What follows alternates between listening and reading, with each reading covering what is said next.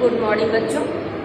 अभी तक हमने भारतीय संस्कृति जो कि डॉक्टर राजेंद्र प्रसाद के द्वारा लिखी गई है उसमें पढ़ा है कि जनसाधारण के हृदय में उनकी धड़कती चेतना को क्रांति की शक्ति बनाने में ही बापू की दूरदर्शिता थी और इसी में उनकी सफलता थी।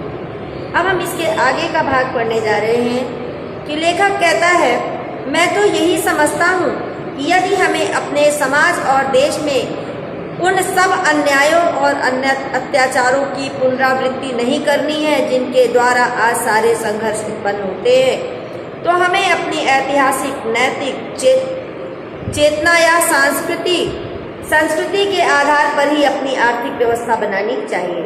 अर्थात उसके पीछे व्यक्तिक लाभ और भोग की भावना प्रधान न होकर व्यक्तिक त्याग और सामाजिक कल्याण की भावना ही प्रधान होनी चाहिए।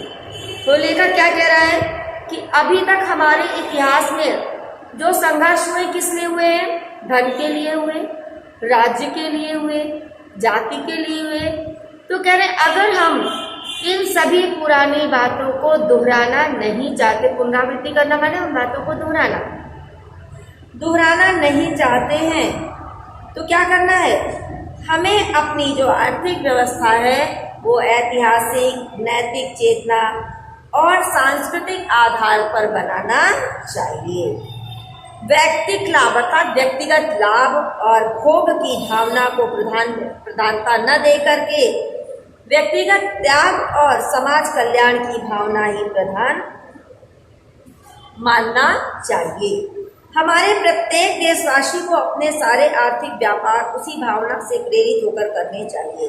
और क्या कह रहे हैं कि हमारे भारत के जितने भी निवासी हैं उन सभी को त्याग पूर्वक स्वार्थ को त्याग कर आर्थिक व्यवस्था को बनाना चाहिए। व्यक्तिक स्वार्थों और स्वत्वों पर जोर न देकर व्यक्तिक कर्तव्य और सेवा निष्ठा पर जोर देना चाहिए। क्या कह रहे हैं कि व्यक्तिक कर्तव्य और सेवा निष्ठा पर जोर देना चाहिए। स्वयं का लाभ न देख करके, स्वयं की स्वार्थ सिद्धि न देख करके सेवा भावना मन में लानी चाहिए। और हमारा प्रत्येक कार्यवाही इस प्रकार तराजू पर तौली जानी चाहिए। किसी भी क्रिया के पीछे जो भावना निहित होती है उसका बड़ा प्रभाव हुआ करता है और परिणाम भी। यद्यपि देखने में क्रिया का रूप एक ही क्यों न हो, तो कह रहे जो भी कार्य हम करते हैं उसके पीछे जो भी भावना छिपी होती है वो जरूर दिखाई देती है। आपके कर्तव्यों से ही ये ज्ञात हो जाता है कि आप स्वार्थ की भावना से कार्य कर रहे हैं या दूसरों की भलाई के लिए कार्य कर रहे हैं। एक छोटे से उदाहरण से ये बात स्पष्ट की जा सकती है। एक समृद्ध परिवार है जिसका प्रत्येक व्यक्ति इस नैतिक भावना से काम करता है कि उनका कर्तव्य है कि सभी व्यक्तियों को अधिक से अधिक वह सुख पहुंचा सके और प्रत्येक व्यक्ति पूरी शक्ति लगाकर जितना भी उपार्जन किया जा सकता है करता है। क्या एक उदाहरण दिया कि एक ऐसा परिवार है जिसमें जो भी कमा रहा है वो ये सोचता है कि व्यक्ति पर प्रत्येक सदस्य जो हमारे परिवार के हैं सबको हर प्रकार की सुविधा प्रदान कर सके, सबको आनंदित रख सके, सबको सभी तरह की आवश्यकताएं पूरी हो सके सबकी। ठीक है। और जितने भी लोग परिवार में काम कर रहे हैं, जो भी लोग शक्ति लगाकर उपार्जन कर रहे हैं वह करते हैं अपना सबका सामूहिक उपार्जन। मान लीजिए एक रकम होती, सबने मिल करके जो कमाया एक मुश्त रकम होती है, जितनी भी सबकी मिला करके कमाई इकट्ठा हो गई, जिससे अधिक उपार्जन करने की शक्ति परिवार में नहीं है। क्या इससे अधिक और धन कमा सके ये उस परिवार में शक्ति नहीं है। उसी परिवार का एक व्यक्ति इस भावना से काम करता है कि उसको अपने सुख के लिए अधिक से अधिक उपार्जन करना है। अब देखिए क्या है, एक परिवार का एक व्यक्ति ऐसा जो अपने सुख के लिए अधिक से अधिक कमाना चाहता है और उपार्जन करता हो तो भी सब व्यक्तियों का सामूहिक उपार्जन उतना होगा जितना कि प्रमुख स्थिति में और सामूहिक संपत्ति दोनों स्थितियों में बराबर होगी और उसका बराबर बंटवारा कर दिया जाए तो प्रत्येक को बराबर ही सुख प्राप्त होगा। लेकिन क्या कह रहे हैं कि सभी लोग धन कमा रहे, सब मिलकर खर्च चला रहे हैं, लेकिन एक व्यक्ति ऐसा जो अपने सुख की इच्छा से कुछ अधिक धन कमाता है और जब बढ़ता है तो क्या होता है, सबको बराबर सुख मिलेगा, सबको बराबर मिलेगा। ऐसी दोनों स्थितियों में ये अंतर पड़ जाएगा कि पहली स्थिति में संघर्ष का कोई भय नहीं होता, क्योंकि केवल अपने ही लिए नहीं कुछ कर रहा है, और दूसरे में संघर्ष अनिवार्य है। पहली स्थिति है कि जो कमा रहे हैं वो पूरे घर के लिए कमा रहे हैं, वहां संघर्ष नहीं होगा। दूसरी स्थिति क्या है कि हम अपने सुख के लिए अधिक कमा रहे हैं और उसको अलग से इकट्ठा कर रहे हैं, वहां पे संघर्ष की भावना आ सकती है, क्योंकि प्रत्येक अपने लिए ही कार्य कर रहा है। हम क्या हो रहा है कि सब लोग अपने ही लिए केवल कार्य कर रहे हैं, वहां संघर्ष को निश्चित सी बातें होगा। हम समझते हैं कि हमारी संस्कृति का तकाजा है, तकाजा माने मांग, हमारी संस्कृति की मांग है कि पहली स्थिति में जब हम अपने को लाएं तो, और यदि संसार का संघर्ष मिटाना है तो उसी भावना को सर्वमान्य बनाना होगा। क्या है कि अगर हम ये मान करके चलते हैं कि सब एक होकर के परिवार को चलाएंगे, सब मिल करके खर्च करेंगे, तो ऐसी भावना को सभी को मानना होगा। वहां पर ये नहीं होना चाहिए कि एक व्यक्ति अपने सुख के लिए चुपचाप कमा करके रखे। जब तक ऐसा नहीं होता है, संघर्ष चाहे वह व्यक्ति व्यक्ति के बीच का हो, चाहे वह देश देश के बीच का हो, वर्तमान रहेगा ही। कह रहे जब तक हम चालाकी करते रहेंगे कि हम अपने लिए इकट्ठा कर लें, दूसरे को मिले या ना मिले, मेरा सुख पूरा होना चाहिए, किसी को कष्ट हो या बना रहे, तो तब तक हमारे बीच में संघर्ष होता रहेगा, चाहे वो पारिवारिक संघर्ष हो, चाहे देश का संघर्ष हो। देश में संघर्ष क्यों होता है? क्योंकि जिस नेता को गद्दी मिल जाती है, वो नेता क्या करता है, अपनी सैलरी प्लस जितने भी आपके सरकारी कार्य होते हैं, सबसे अपना इनकम का स्रोत पहले निकाल लेता है। 5 साल अगर उसने विधायक का पद प्राप्त कर लिया तो उसके घर में पैसा ही पैसा हो जाता है। और यहाँ पर क्या होता है कि दूसरे पक्ष के विधायक उसकी टांग खींचते हैं कि आखिर इतना पैसा आपके पास कहाँ से आया, और संघर्ष की स्थिति उत्पन्न हो जाती है। वहीं अगर वो क्या करे कि निस्वार्थ भावना से जो भी सरकारी पैसा है वो जनता की भलाई के लिए खर्च कर दे, तो सारी जनता उसका साथ देगी, सभी उसको प्यार करेंगे, तो निश्चित सी बात है वहां संघर्ष समाप्त हो जाएगा। एक तो उदाहरण दिया मैंने आपको, ठीक है। इससे अधिक आज विज्ञान मनुष्यों के हाथों में अद्भुत और अतुल शक्ति दे रहा है। देखिए विज्ञान क्या कर रहा है, मनुष्य को अद्भुत, बहुत ही आश्चर्यचकित करने वाली और अत्यधिक शक्ति प्रदान कर रहा है। उसका उपयोग एक व्यक्ति एक समूह के उत्कर्ष और दूसरे व्यक्ति दूसरे समूह को गिराने के लिए होता रहेगा। देखिए एक देश ने अगर परमाणु बम बना लिया है तो दूसरा उससे पीछे रहना नहीं चाहता है, वो कहता है हम क्या आपसे कम है, हम भी बनाएंगे। लेकिन उसके पीछे क्या होता है, आवश्यकता पड़ने पर उसका प्रयोग पहले करने की होड़ मच जाती है और लड़ाई निश्चित सी बातें होगी, ठीक है ना, क्योंकि हम अपने आप को शक्तिशाली दिखाने का प्रयास करते हैं। इसलिए हमें उस भावना को जागृत करना है और उसे जागृत रखने के लिए ऐसे साधनों को भी हाथ में रखना होगा जो उस अहिंसात्मक त्याग भावना को प्रोत्साहित करें और भोग भावना को दबाए रखें। कह रहे इस समय जो हमारी शक्ति परीक्षण, जो हमारे यहाँ लड़ाई झगड़े का समय, ऐसे में भी हमें ऐसी भावनाओं को जागृत करना चाहिए जिससे हमारे अंदर जो भोग विलास की भावना है वो दब जाए, हमारे अंदर जो स्वार्थ की भावना है वो दब जाए। लेकिन इसको प्रत्येक लोगों को करना चाहिए, प्रत्येक व्यक्ति को करना चाहिए। नैतिक अंकुश के बिना शक्ति मानव के लिए हितकर नहीं होती है। बेटा एक छोटा सा उदाहरण ये है कि हमने लाख आपको ताले में बंद कर दिया कि हम आपको घर से नहीं निकलने देंगे। अगर आपने मेरी बात को सही ढंग से नहीं समझा है तो 100 ताले भी आप किसी न किसी तरह से तोड़ करके अपनी व्यवस्था बना लोगे, आप निकल जाओगे। लेकिन अगर आप में एक चेतना जागृत है, आपके मानसिक भावना ऐसी है कि नहीं, अगर हम इस तरह से घर से बाहर चले जाएंगे तो निश्चित रूप से हमारे माता पिता पर क्या प्रभाव पड़ेगा, उनको कष्ट होगा, हमारे भाई बहनों को कष्ट होगा, बाहर का माहौल कैसा है, हमें कैसे कैसे लोग मिलेंगे, इस तरह की बातें जब आप अपने मन में विचार कर लोगे तो आप नैतिक रूप से बंध जाओगे। आपको स्वयं लगेगा नहीं ये काम गलत है, हमें नहीं करना चाहिए।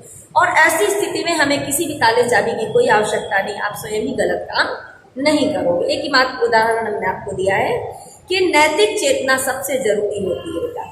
कोई भी आपको डंडा, कोई भी बंदूक आपको डरा करके किसी बुरे कार्य को करने से एक बार नहीं रोक सकती है, लेकिन अगर आप में आत्मबल है, आत्मशक्ति है, आत्मचेतना है तो आप स्वयं ही बुरे कार्य को कभी नहीं करोगे, ठीक है। नैतिक अंकुश के बिना शक्ति मानव के लिए हितकर नहीं होती और नैतिक अंकुश यह चेतना या भावना ही दे सकती है।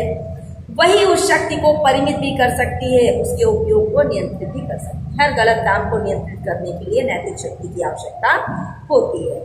वर्तमान युग में भारतीय संस्कृति के समन्वय के प्रश्न के अतिरिक्त यह भी बात विचारणीय है कि भारत की प्रत्येक प्रादेशिक भाषा की सुंदर और आनंद प्रद कृतियों का स्वाद भारत के अन्य प्रदेशों के लोगों को कैसे चखाया जाए।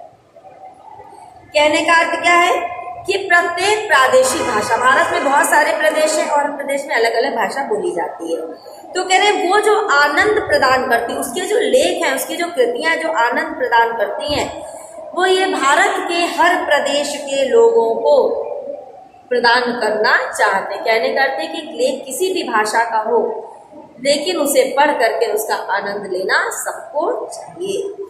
मैं समझता हूँ कि इस बात बारे में दो बातें विचारनी है। लेखक तो क्या कह रहे हैं यहाँ पे, जो आपके राजेंद्र प्रसाद जी हैं, इनका कहना है कि इस विषय में हम दो बातों पर विचार कर सकते हैं।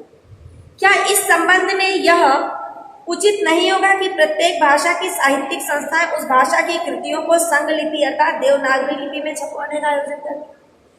कहने का अर्थ ये है कि किसी भी भाषा की कृति है, किसी भी भाषा की कहानी, लेख, किताब है, उसको देवनागरी लिपि अर्थात हिंदी की जो बेटा लिपि है वो देवनागरी है, देवनागरी भाषा में उसका अनुवाद होना चाहिए, उसको छपवाना चाहिए, जिससे क्या होगा, हर व्यक्ति उस भाषा को पढ़ सकेगा। मुझे विश्वास है कि कम से कम जहाँ तक उत्तर की भाषाओं का संबंध है, यदि वे सब अपनी कृतियों को देवनागरी में छपवाने लगे तो उनका स्वाद लगभग सारे उत्तर भारत के लोग आसानी से ले सकेंगे। उत्तर भारत में बेटा हमारी हिंदी भाषा बोली जाती है, अगर सारी भाषा की पुस्तकें हिंदी भाषा में छपने लगे तो सभी लोग इसका पूर्ण आनंद ले सकेंगे, क्योंकि इन सब भाषाओं में इतना साम्य है कि एक भाषा का अच्छा ज्ञाता दूसरी भाषा की कृतियों को स्वल्प परिश्रम से ही समझ लेता है। कह रहे हैं कृतियों में और लेखों में इतनी क्षमता होती है, लेखकों में इतनी क्षमता होती है कि वो बहुत ही कम समय में उनको अच्छे से समझ लेते हैं। ठीक है। दूसरी बात यह कि ऐसी संस्था की स्थापना की जाए जो इन सब भाषाओं में आदान प्रदान का सिलसिला अनुवाद द्वारा प्रारंभ हो। अनुवाद मतलब भाषा रूपांतर, इंग्लिश को हिंदी में कन्वर्ट करना, हिंदी को इंग्लिश में कन्वर्ट करना, संस्कृत में कन्वर्ट करना, कन्वर्जन करना यानी कि ट्रांसलेट करना, अनुवाद करना, आप कोई भी शब्द यूज कर सकते हो। यदि सब भारतीय भाषाओं का प्रतिनिधित्व करने वाला सांस्कृतिक संगम स्थापित हो जाता है तो इस बारे में बड़ी सहूलियत होगी। सहूलियत बने आसानी।